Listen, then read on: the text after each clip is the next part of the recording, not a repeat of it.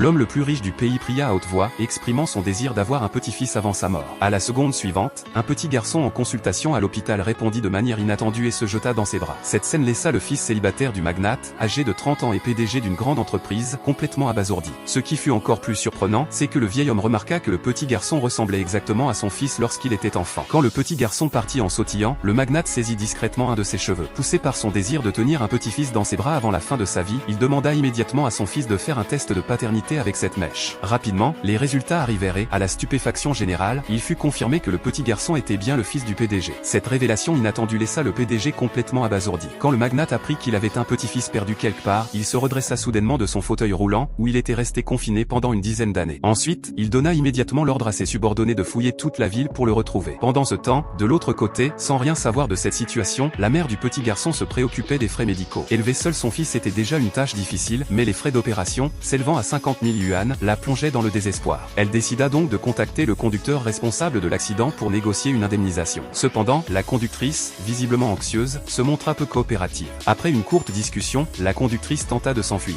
La mère la bloqua immédiatement et lui déclara fermement que si elle ne payait pas les frais médicaux, elle serait obligée d'appeler la police. La conductrice, de son côté, accusa la mère et son fils de chercher à l'escroquer, ce qui provoqua une violente dispute entre elles. Alors qu'elles continuaient à se quereller, le PDG passa par là par hasard. Voyant une opportunité, la conductrice implora l'aide du PDG en jouant la comédie, mais celui-ci l'ignora complètement, jetant seulement un bref coup d'œil avant de continuer sa recherche du garçon, ignorant que la personne qu'il cherchait venait de croiser son chemin. N'ayant pas obtenu l'aide du PDG, la conductrice dut finalement contacter son assurance pour négocier. La mère pensait que cela réglerait rapidement le problème, mais la conductrice utilisa des manœuvres dilatoires, retardant le paiement de l'assurance de 2 mois. Pour l'enfant qui avait besoin d'une opération urgente, ce délai était insupportable. Sur le chemin du retour avec son fils, la mère commença à réfléchir à chercher un emploi pour faire face à cette situation difficile. Par coïncidence, elle se retrouva à passer un entretien dans l'entreprise